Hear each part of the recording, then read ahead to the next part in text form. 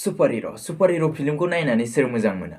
Almost 80 to 85% दानि जा cinema नायनानै मोजां मोनग्रा अडियेन्सफ्रा सुपार हिर' फिल्मखौ मोजां मोनबोगासिनो दङ। आइ थिंक सो नोंसोरबो सुपार हिर' फिल्मखौ नायनानै मोजां मोनो साइड मेबि।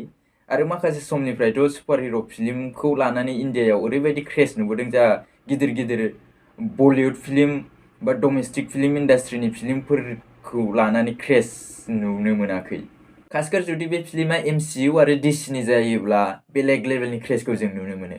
बेफोर फिल्मफ्रा बक्स अफिसावबो फैसा खामायनायनि बेलायावबो खम नङा। माखासे डमेस्टिक फिल्म इन्डास्ट्रिनि गिदिर गिदिर फिल्मफोरखौबो बिसोरो बक्स अफिसनि कालेक्सननि बेलायाव गाख्लायना गालांजोबो।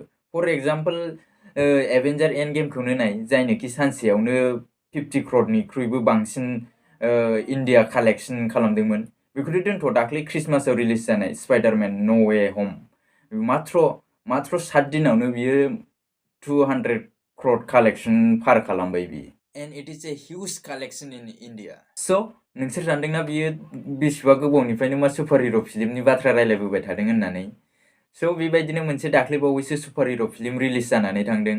नाथाय सारप्राइजिंलि बे फिल्मा ना DCनि ना MCUनि, बियो जोंनिनो डमेस्टिक इन्डियान सुपार हिर' फिल्म, जायनि मुङानो जादों मिन्नल मुरलि। स' नोंसोरखौ आं दिनै खिथागोन बे फिल्मखौ फेमिलिजों नायजागोन ना नायजाया, बिनि सिनेमा अट'ग्राफिया माबायदि, बबे प्लेटफर्माव नुनो मोनगोन, बिनि VFXआ माबायदि, बिनि स्ट'रिया माबायदि, बिनि एक्सना माबायदि।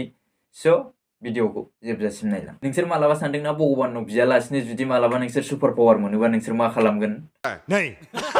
थ' बिदिनो जोंनि बे फिल्माव देखायगो शिबु मुंनि केरेक्टार, जायनोखि उन्दैयाव मोजां मोननाय सिख्लाखौ मोनिनि एसे खर' गाज्रि बायदि जानानै थायो आरो आसा खालामना थाबाय थायो, नेनानै थाबाय थायो कि बे सानसे गिदिंनानै फैफिनगोन होननानै। गिदिंनानै फैफिनगोन ना फैफिना बेखौथ' जों फिल्म नायबासो मिथिसिगोन। स' आरो गुबुन फारसेथिं जोंनो देखायो जेसन मुंनि केरेक्टार, जायनोखि केरेलानि मोनसे फिसा टाउनाव, फिसा सेन्टाराव फिसा फिसौ बिजनेस मावनानै जायो। नाथाय सिमांखौ नुदों बेबो आमेरिकायाव थांनानै गावनि खुद अन बिजनेस खुलिनानै बिजनेसखौ फेदेरनाय आरो बेयाव सेटेल जाहैनायनि सिमांखौ बियो नुदों। नाथाय बुङोना, जों मात्र गाहायाव थानानै जों मानसिया प्लानल' बानायनो हायो, बे प्लाननि फिथाइखौ गोजौनि भगबानासो होयो। बेखौ साक्सेसफुल फिथाइखौ जाहोगोन ना आनसाक्सेसफुल फिथाइखौ जाहोगोन। थिग बेबायदिनो 700 बोसोरनि उनाव मोनसे अखा खोरोमनाय लाइटिं जायो, जायावनोखि जेसन आरो शिबुनाव नाङो। बिनि उनाव बिसोरो माखासे आनएक्सपेक्टेड आरो इम्पसिबोल खामानिफोरखौ बिसोरो मावनो हानाय माखासे बिसिनाव सुपार पावार फैयो। नाथाय बिसोरो सायख'नांगौमोनखि बिसोरो मोजां लामाजों थांगोन ना गाज्रि लामाजों थांगोन। नाथाय माखासे प्रब्लेम आरो माखासे आनएक्सपेक्टेड थासारिनि जाउनाव मोनसे केरेक्टारखौ, शिबु आरो जेसननि गेजेराव मोनसे केरेक्टारखौ गाज्रि लामायाव थांनाय नेगेटिभ रलाव जोंनो देखायो। स' बबे मोनसे केरेक्टारा नोंसोरो बेखौ फिल्म नायबासो मिथिसिगोन। बियो फिल्मनिबो डिमान्डमोन, काहानिखौ सिगांलांनो थाखाय बियो गोनांथिमोन। जेरै सिंग्रायाव आलु गैयाबा जानो मोजां मोना, थिग बिदिनो फिल्माव भिलेन गैयाबा फिल्मखौबो नायनो मोजां मोना। देखो बस, फिल्मनि मेन प्लास पइन्टआनो जादों बिनि स्ट'रि। जाबायदि स्ट'रि देखायलांबाय थायो हिर' आरो भिलेननि गेजेराव। आरो फिल्मखौ नायनाय समाव नोङो गोसो सिं सिं सानफ्लांगोन कि सायद बे भिलेनखौ जोंसो बानायदों, बेखौ गाज्रि मानसि जोंसो बानायदों, जों पाब्लिकआसो बानायदों होननानै। बियो जाबा खामानि मावलाङो, गाज्रि खामानि मावलाङो, नोङो बेखौसो सापर्ट बानायलांबाय थानो गोसो जायो। जों माखासे बलिउड फिल्म, माखासे डमेस्टिक फिल्मफ्राव नुनो मोनो भिलेनखौ भिलेन बायदि देखायलांखानाय। बियो मानि थाखाय भिलेन जादों, बिनि खिथु उननि काहानिया मा, बिनि उननि रिजोनआ मा, बेफोरखौ खिथालाङा।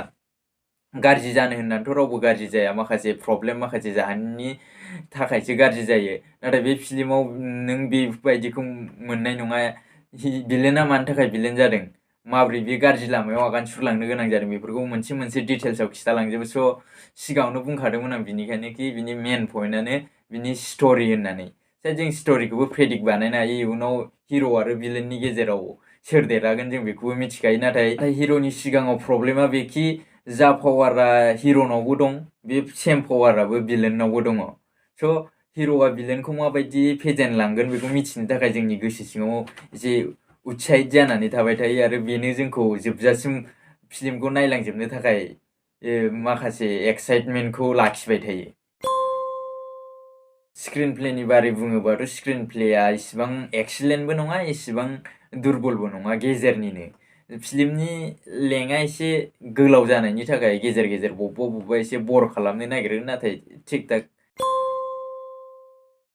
आरो सिनेमाट'ग्राफियाबो अके। VFXआबो थिक थाकानो, जाबायदि लास्टनि क्लाइमेक्स सिनाव जाबायदि जोङो नुनो मोनो, बेयाव जोङो रोखा नुनो मोनखायो कि बाजेटनि गोनांथि जाबावदोंमोन होननानै। थेवबो बिसोरो बाजेट खमावनो जाबायदि एक्सन सिन बानायदों लास्टनिखौ, बेखौथ' तारिफ खालामनो गोनाङानो।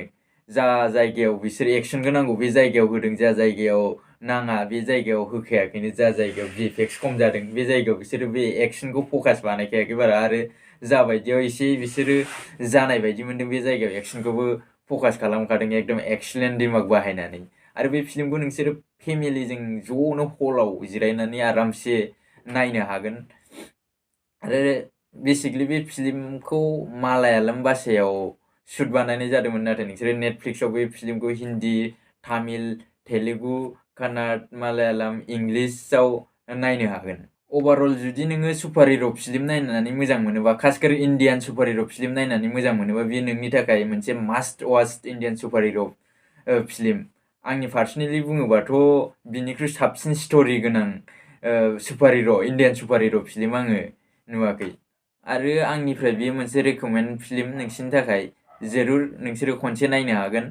नायखांनायनि उनाव 2 घन्टा टाइमखौ आं मानो गारखो होननानै नोंसोरो रिग्रेटबो बानायनाय नङा। नोङो बे फिल्मखौ नायनानै जरुर इन्जय बानायगोन। स' होमबा दिनैनि थाखाय एसेनोसै, लोगो मोनफिनगोन थाबैनो मोनसे गोदान भिडिअ'। होमबा बाय बाय, सि इउ भेरि सुन, थेंक्स फर वाचिं।